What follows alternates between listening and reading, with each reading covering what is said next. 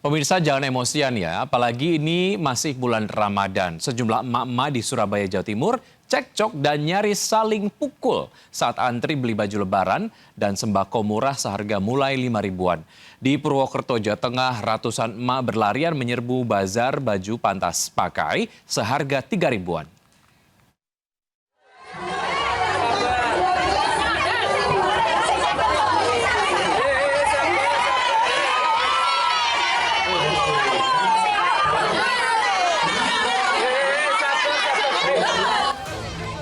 Lantaran tak terima terdorong dari belakang, sejumlah emak-emak ini terlihat cekcok adu mulut, bahkan nyaris saling pukul saat antre di pasar baju dan sembako murah di SD Muhammadiyah 16 Surabaya.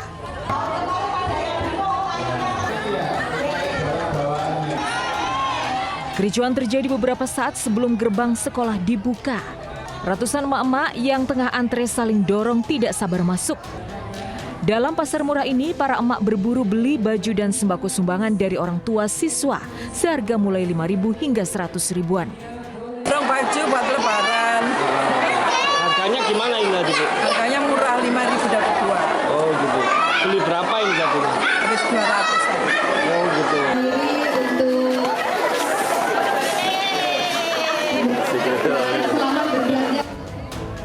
Sementara itu di Purwokerto, Jawa Tengah, ratusan emak-emak berlarian menyerbu pasar baju pantas pakai dan sembako murah di halaman sebuah masjid. Tidak hanya emak-emak, sejumlah bapak-bapak pun ikut menyerbu pasar murah. Bahkan mereka membeli hingga 10 potong pakaian sekaligus.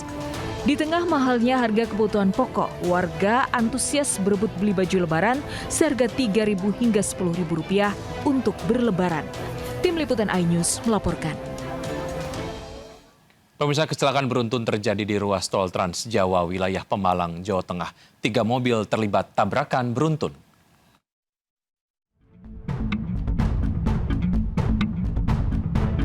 Tiga mobil terlibat kecelakaan beruntun di ruas tol Trans Jawa kilometer 302-900 di Wanamulya, Pemalang. Kecelakaan ini melibatkan 2 mobil pemudik dan sebuah truk. Kecelakaan terjadi, mobil melaju dari arah Jakarta tiba-tiba mengerem mendadak hingga ditabrak truk di belakangnya dan menabrak mobil pemudik di depannya yang sedang berhenti di bahu jalan. Mobil pemudik yang menabrak mengalami kerusakan cukup parah. 2 korban luka dibawa ke rumah sakit Siaga Medika dan diperbolehkan rawat jalan. Polisi melakukan penyelidikan menelusuri identitas truk yang diduga terlibat dalam kecelakaan ini karena melarikan diri. Kecelakaan diduga akibat pengendara kurang berhati-hati saat melintas di jalur tol yang tengah padat. Dari Pemalang, Jawa Tengah, Suryono Soekarno, iNews melaporkan.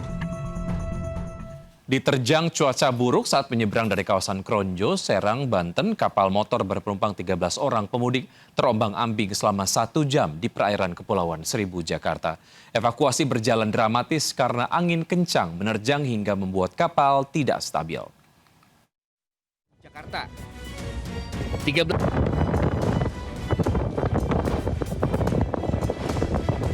Akibat mengalami kerusakan mesin yang dipicu cuaca buruk, kapal motor Cahaya Pesona yang membawa pemudik dari kawasan Kronjo, Serang, Banten mengalami mati mesin di perairan selatan Pulau Karangbras, Kepulauan Seribu, Jakarta.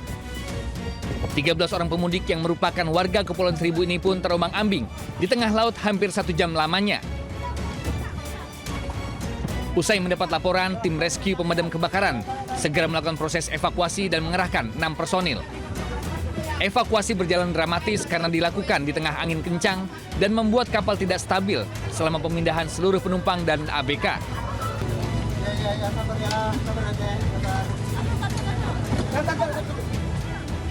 Seluruh korban pun dibawa ke Pulau Panggang sambil menunggu kapal pengganti datang untuk melanjutkan perjalanan ke pulau tempat tujuan mudik mereka.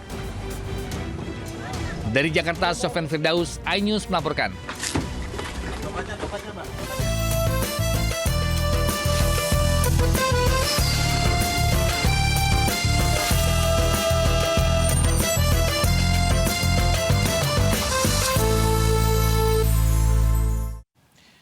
Pemirsa, 5 hari jelang Lebaran, arus mudik di gerbang tol Cikatama, Jawa Barat terus meningkat. Kapan prediksi puncak arus mudik? Sudah bergabung sama kami ada Nata Arman dari gerbang tol Cikatama. Selamat siang Nata, bagaimana situasi lalu lintas yang hari ini di sana? Ya, selamat siang Wiki dan juga pemirsa. Terkait dengan situasi lalu lintas pada siang hari ini, terpantau masih ramai lancar, belum terjadi perubahan kendaraan yang begitu signifikan, bahkan tercatat sejak tadi pagi sampai dengan saat ini. Dan juga untuk rata-rata kecepatan dari kendaraan yang mengarah, baik itu dari arah Jakarta menuju ke arah tol Trans Jawa, maupun sebaliknya dari arah Trans Jawa menuju ke Jakarta, ini rata-rata di kecepatan 70 sampai dengan 80 km per jam. Kemudian juga untuk rata-rata kendaraan yang melintas selama 1 jam masih di bawah 5.000, sehingga untuk rekayasa lalu lintas ini masih akan dilakukan ketika nantinya sudah membludak. Kemudian juga ini pun bersifat situasional. Kalau jika nantinya sudah mengalami penumpukan volume kendaraan, maka akan diberlakukan secara bertahap terlebih dahulu, yang dimana dimulai dari sistem kontraflow, kemudian nanti akan dilanjutkan sistem one way baik itu sepanggal maupun secara nasional.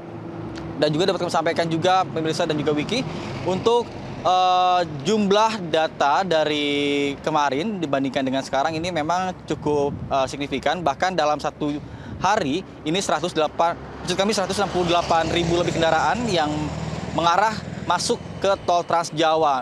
Di hari pertama kalinya diberlakukan diskon tarif tol, yang mana memang berlangsung pada 2 hari, yakni hari kemarin tanggal 15 Maret 2026 sampai dengan hari ini tanggal 16 Maret 2026.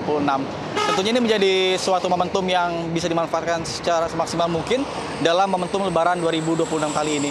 Kemudian jika memang masyarakat memang sudah merasa kelelahan dalam berkendara, ini bisa beristirahat terlebih dahulu di rest area yang terdekat, dan tentunya ini dimaksimalkan dengan durasi 30 menit. Karena untuk menghindari terjadinya penumpukan kendaraan yang terjadi di rest area, sehingga masyarakat banyak yang melakukan pemberhentian di bahu jalan, dan ini tentunya berpotensi menimbulkan kemacetan yang cukup parah. Mengingat untuk tol Trans Jawa sendiri ini terdapat dua jalur, dengan masing-masing jalur hanya memiliki 2 lajur seperti itu. Sementara saya kembalikan pada Anda di studio, Wiki. Baik, Nata, terima kasih atas informasi yang Anda sudah sampaikan. Selamat bertugas kembali, tetap hati-hati. Dan pemirsa, kendaraan pemudik harus melintas bersama kendaraan besar di Jalan Pantura, Tambun Selatan, Bekasi, Jawa Barat. Padahal sudah ada larangan agar kendaraan sumbu 3 tidak melintas di jalan tol maupun arteri.